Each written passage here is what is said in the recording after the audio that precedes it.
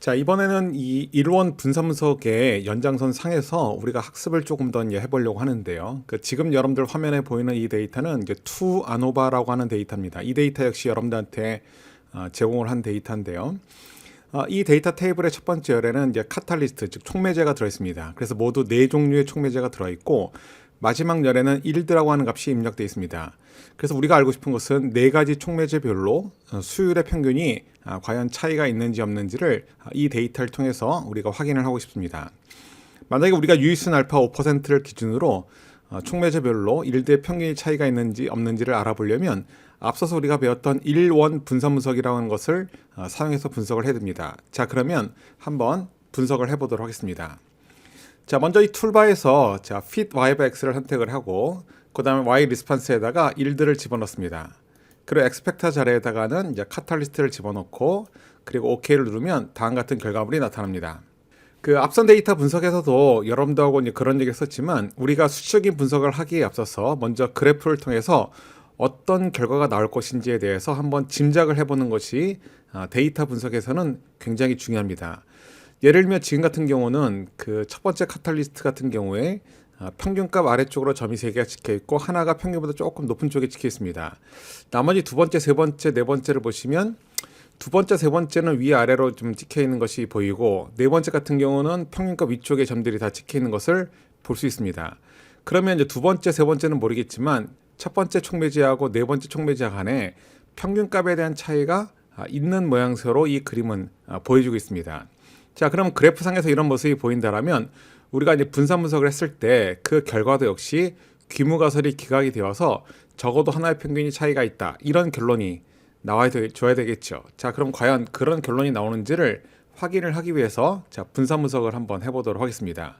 자, 먼저 원웨이 쪽에 있는 빨간 사각형을 누른 다음에 여기 means ANOVA에 있는 메뉴를 선택하면 다음 같은 결과가 나타납니다.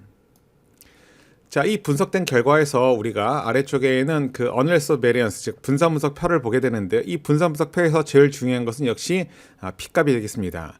그럼 지금 같은 경우 1원 분산 분석에서의 규모가설이라고 하는 것은 4가지 촉매제별로 수율의 평균이 모두 다 같다가 되겠고, 대립가설은 적어도 하나의 평균은 다르다가 되겠습니다. 자, 그런데 여기 나와 있는 P값을 보니까 0.2107, 즉 유의순 알파를 5%로 잡았을 때 그 5%보다는 P값이 훨씬 더 크다고 하는 것을 알 수 있습니다. 자, P값이 크다고 하는 것은 평균 차이가 있다고 볼 수 없다, 그런 의미가 되겠죠. 그러면 우리가 위에서 봤던 점들이 찍혀 있는 그림과 여기 있는 이 수적인 분석 결과, 즉 P값의 결과가 조금 다르게 나왔습니다. 그래서 이 많은 분들이 이런 통계적 분석 결과를 해석을 할 때 P값을 우선적으로 해석하는 경우가 굉장히 많은데요. 그런 경우 상당히 조심해야 됩니다. 왜냐하면 이 P값이라고 하는 것이 때로는 여러분들을 속일 수 있기 때문에 그래프의 결과하고 사실 P값의 결과가 같은 결과를 내야지, 이렇게 차이가 나는 경우라면 왜 차이가 있는지, 그 차이가 나는 이유가 무엇인지를 여러분들이 한 번쯤은 짚고 넘어가는 것이 좋겠습니다. 자, 그러면 우리가 이러한 차이가 발생한 이유를 확인하기 위해서 일단 여러분들이 분석한 이 결과물을 왼쪽으로 약간 이렇게 치워 놓겠습니다. 자, 그리고 다시 데이터 테이블로 돌아가서요, 우리가 이제 분석을 하게 될 텐데, 원래 지금 여러분들이 보시는 이 데이터 테이블에는 카탈리스트와 일드만 있는 것이 아니고 두 번째 열에 배치라고 하는 열이 하나가 더 있습니다. 즉 무슨 얘기냐면 촉매제의 종류만 고려해서 실험을 한 것이 아니고, 이 실험을 할 때 실험하는 배치, 이 배치의 순서까지 같이 고려가 되어서 실험이 이루어졌던 겁니다. 자, 이렇게 되면 일드에 대해서 영향을 미치는 인자라고 하는 것이 카탈리스트 하나만 있는 것이 아니고 배치라고 하는 인자가 추가로 더 있다는 것이죠.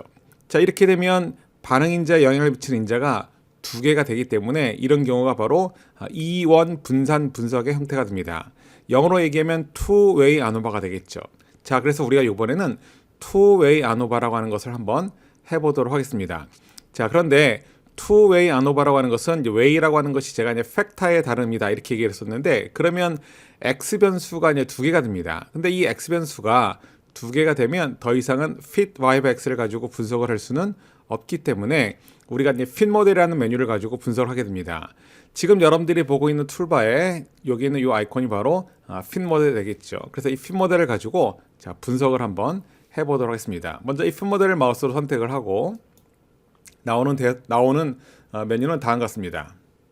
자, 그럼 여기 Y에다가 여러분들이 일들을 지정해주고 왼쪽에 있는 이 컬럼 박스에서 카탈리스트 배치 이 두 개를 이렇게 드래그해서 선택을 한 다음에 아래쪽에 보시면 이 모델 박스에 Add라고 되어 있는 버튼이 있습니다. 이 버튼을 누르게 되면 이렇게 선택한 두 개의 X인자가 모델 박스 안에 들어오게 됩니다. 자, 그리고 오른쪽에 보시면 이제 퍼스널리티가 현재 스탠더드 스퀘어라고 되어 있고, 그리고 그 아래쪽에 엠퍼시스가 있는데요. 이 엠퍼시스 쪽에 있는 이 콤보 상자를 클릭을 해가지고 이거를 미니멀 레포트로 바꾸겠습니다. 자, 미니멀 레포트로 바꾸는 이유는 분석 결과를 가장 최소화시키면서 우리가 원하는 결과만 보기 위해서 자, 미니멀 레포트로 바꿨습니다. 자, 그럼 이 상태에서 그 아래쪽에 있는 런 버튼을 누르게 되면 자, 분석 결과가 다음과 같이 출력이 됩니다. 자, 그러면 지금 여러분들이 보시는 이 분석 결과를 우리가 이제 해석을 해야 되는데요. 자, 이 해석을 할 때 일단 맨 위에 이펙트 서머리라고 하는 것을 보시면 배치와 카탈리스트에 대한 P값이 나옵니다. 자, 그런데 거기 보시면 카탈리스트에 대한 P값이 0.014라고 나옵니다. 즉 카탈리스트 P값이 5% 이하로 줄어든 것을 알 수 있는데요. 이렇게 카탈리스트 P값이 5% 이하로 줄어들었다면 이건 뭘 얘기하냐면 촉매제별로 평균의 차이가 있다. 즉 수율의 평균 차이가 있다. 그런 의미가 됩니다. 그럼 우리가 조금 전에 했던 1원 분산 분석에서는 촉매제별로 평균 차이가 없다고 나왔는데 2원 분산 분석을 했더니 촉매제별로 평균 차이가 있다라고 결론이 나왔기 때문에 아까와는 결과가 달라졌습니다. 자, 그럼 왜 이런 결과가 달라지게 되었는지 자, 이걸 우리가 한번 확인을 해 봐야 되는데요. 자, 이걸 확인하기 위해서 아까 우리가 분석했던 1원 분산 분석의 결과하고 2원 분산 분석의 결과를 비교를 한번 해보도록 하겠습니다. 자, 먼저 여러분들이 보셔야 될 것은 아까 1원 분산 분석에서 분산 분석표를 보시면 카탈리스트의 자유도가 3이었고 그 다음에 그 SS 값, 서머 스퀘어 값이 32.75 그리고 민 스퀘어 값이 10.9167이었고 그 다음에 그걸 통해서 F 레이시오 값이 1.74 그리고 P값이 0.2107 이렇게 나왔습니다. 자, 그런데 우리가 조금 전에 분석했던 2원 분산 분석에서 여러분들이 어디로 가냐면 맨 아래쪽에 있는 이펙트 테스트 부분을 보십시오. 이펙트 테스트 부분을 보시면 거기 소스라는 부분에 카탈리스트가 있는데 이 카탈리스트에 보시면 자유도가 3이고 서머 스퀘어 즉 제곱합이 30.75입니다. 그러면 여러분들이 좀 전에 분석했던 1원 분산 분석에서의 자유도하고 제곱합 값이 같은 걸 할 수 있습니다. 자, 그런데 자, 문제는 뭐냐면 그 오른쪽에는 F 레이시오 값이 달라진 것을 알 수 있습니다. 이 F 레이시오 값이 달라졌다고 하는 것은 뭐냐면 이 F 레이시오라고 하는 것이 P밸류를 구하기 전 단계의 검정 통계량이다 이렇게 얘기했는데 1원 분산 분석에서는 F 레이시오 값이 1.74였고 2원 분산 분석에서는 F 레이시오 값이 6.23으로 값이 굉장히 커졌습니다. 우리가 앞에서 분산 분석의 개요를 설명할 때 F분포를 이용해서 P값을 구한다 했습니다. 그런데 그 F분포의 X축에 오는 값이 바로 이 F 레이시오 값인데 이 F값이 커진다고 하는 것은 P밸류라고 하는 그 면적이 줄어든다 라고 얘기를 했었습니다. 자, 그렇기 때문에 2원 분산 분석에서는 F 레이시오 값이 커졌기 때문에 P값이 줄어든 겁니다. 그럼 어떻게 카탈리스트의 자유도하고 SS 값이 전혀 변함이 없는데 왜 F 레이시오 값이 커졌는가? 이거에 대해서 우리가 한번 공부를 할 필요가 있습니다. 이걸 알아야지만 왜 우리가 이런 2원 분산 분석 또는 3원 분산 분석 또는 이걸 확대해서 실험 계획법을 하는지 그 이유를 여러분들이 알 수 있게 됩니다. 그 조금 전에 우리가 점프를 가지고 분석한 결과 같이 이렇게 1원 분산 분석에서는 F값이 작게 나오고 2원 분산 분석에서는 F값이 크게 나온 그런 이유에 대해서 우리가 알아봐야 되는데요. 그러려면 이 SS 값이라고 하는 것을 알아야 됩니다. 그러니까 제가 여러분들한테 이 SS에 대한 구조를 우리가 분산 분석 개요에서 설명을 드렸는데 전체 SS 값, 즉 토탈 SS라는 것은 에러 SS하고 어떤 팩터의 SS다. 이 두 가지로 구분이 된다고 했습니다. 자, 그런데 1원 분산 분석에서는 지금 여기 슬라이드 보시는 것처럼 카탈리스트라고 하는 팩터가 하나 있었기 때문에 카탈리스트의 SS하고 그리고 에러 SS 이 두 개가 합쳐서 토탈 SS가 됐습니다. 자, 그런데 이제 배치라고 하는 팩터가 하나 더 추가가 되어서 2원 분산 분석이 되면 2원 분산 분석에서는 이 배치에 대한 SS가 하나 더 추가하게 되는데요. 그럼 이 배치 SS는 어디로 나오냐? 이 배치의 SS 값은 바로 1원 분산 분석의 에라의 SS 값으로부터 이 배치의 SS 값하고 SS 에러 값 이 두 개로 이렇게 브레이크다운이 됩니다. 자, 그렇기 때문에 카탈리스트 SS 값은 전혀 변함이 없지만 이 SS 에러 1원 분산 분석에서의 SS 에러가 2원 분산 분석의 배치 SS와 그리고 SS 에러 값 이 두 개로 브레이크다운 되는 과정에서 만약에 여러분들이 이 배치의 SS 값이 굉장히 커졌다라고 한다면 이 SS 에러 프라임이라고 하는 2원 분산 분석에서의 에러의 SS 값은 오히려 굉장히 줄어들게 됩니다. 자, 그러면 제가 여러분들한테 꼭 기억하라고 했던 그 식 하나가 뭐냐면 바로 이 F라고 하는 검정 통계안을 구하는 식이었는데요.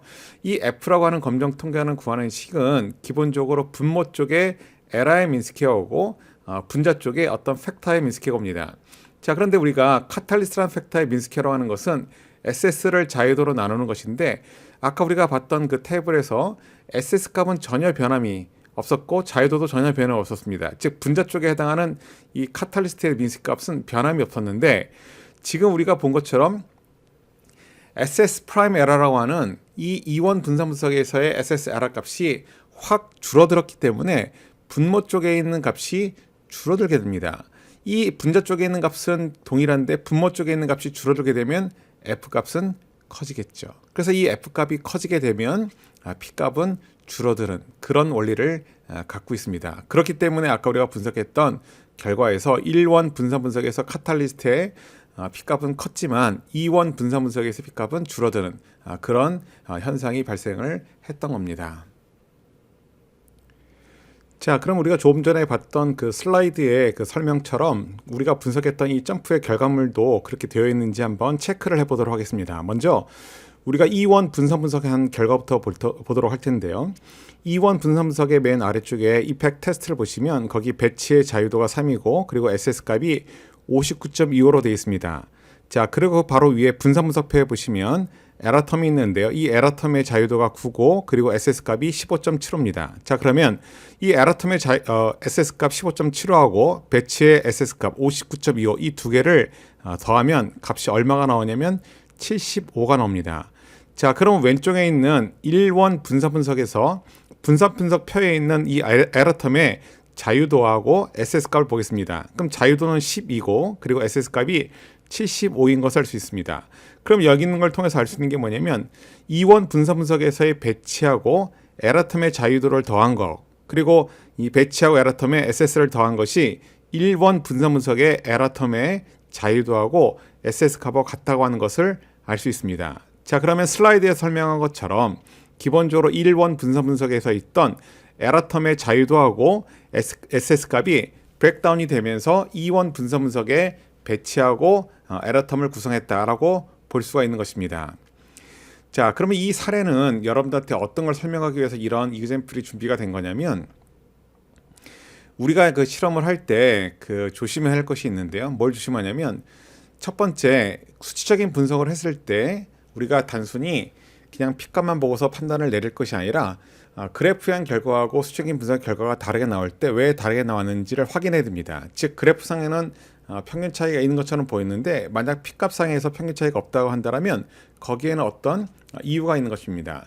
지금 같은 경우는 뭐냐면 이 카탈리스트라는 팩터 하나만 가지고 분석을 했기 때문에 그런데요. 거기에 배치라는 팩터를 하나 더 추가시키게 되면 이런 결과가 나오게 됩니다. 자, 그런데 이 결과는 우리한테 다른 점을 하나 더 시사해 주게 되는데요. 그게 뭐냐면 그 많은 엔지니어들이 이제 실험을 할 때 이제 실수를 하는 것 중에 한 가지가 뭐냐면 본인이 관심이 있는 팩터만 가지고 실험을 하는 경향이 굉장히 큽니다. 자, 그런데 본인이 관심 있는 팩터만 가지고 실험을 하게 되면 아까 우리가 했던 1원 분산 분석과 같은 그런 결과를 여러분들이 맞이하게 될 가능성이 아주 높습니다. 즉 무슨 얘기냐면 분명히 이 인자가 반응 인자에 영향을 주는 것처럼 평상시에 생각을 해왔는데 막상 실험을 해보니까 P값이 크게 나와서 영향을 주지 않는다. 이렇게 나오는 경우가 많이 생긴다는 겁니다. 그러면 그런 결과가 생기는 이유는 뭐냐면 기본적으로 반응 인자에는 여러분들이 관심 있는 팩터만 영향을 주는 것이 아니고 다른 인자들도 그 반응 인자에 영향을 주게 되는데 만약에 여러분들이 관심 있는 인자 하나만 가지고 실험을 하게 되면 반응 인자에 영향을 주는 다른 X 인자들, 다른 실험 인자들에 대한 영향이 이게 모두 어디로 들어가냐면 에러텀으로 들어갑니다. 이 에러텀이 그러면 어떻게 되느냐? SS 값이 굉장히 커지겠죠. 이 에러텀의 SS 값이 커진다고 하는 것은 F 값을 구할 때 분모에 있는 값이 커진다고 합니다. 그럼 분모에 있는 값이 커진다고 하는 것은 F는 작아진다는 것이죠. 이 F가 작아지면 P값은 커지는 그런 구조로 되어 있습니다. 그렇기 때문에 많은 엔지니어들이 이런 실험을 했을 때 평상시와는 다른 결과를 맞이하게 되는데요. 이런 이유가 있었던 겁니다. 그렇기 때문에 실험을 할 때는 내가 관심 있는 팩터만 가지고 실험을 하는 것이 아니고 내가 관심 있는 인자 플러스 그 반응 인자에 영향을 주는 다른 팩터들까지도 같이 고려를 해서 실험을 해야 된다는 겁니다. 그런데 이제 문제는 이제 여러 개의 이제 실험 인자를 고려해서 실험을 하려면 이제 기본적으로 뭐냐면 실험을 이제 많이 해야 되는데요. 실험을 많이 하는 것은 엔지니어들 입장에서 보면은 별로 좋은 현상이 아니겠죠. 그러니까 실험을 적게 하면서도 우리가 원하는 결과를 얻고 싶어 할 텐데 바로 그런 이유 때문에 우리가 뭘 배우는 거냐면 바로 실험 계획법이라고 하는 것을 배웁니다. 그러니까 실험 계획법이라고 하는 것이 기본적으로 추구하는 것이 바로 뭐냐면 많은 인자를 적은 실험을 통해서 내가 원하는 결과를 얻어내는 것. 이게 바로 실험 계획법을 배우는 목적이다. 이렇게 우리가 얘기할 수 있겠습니다.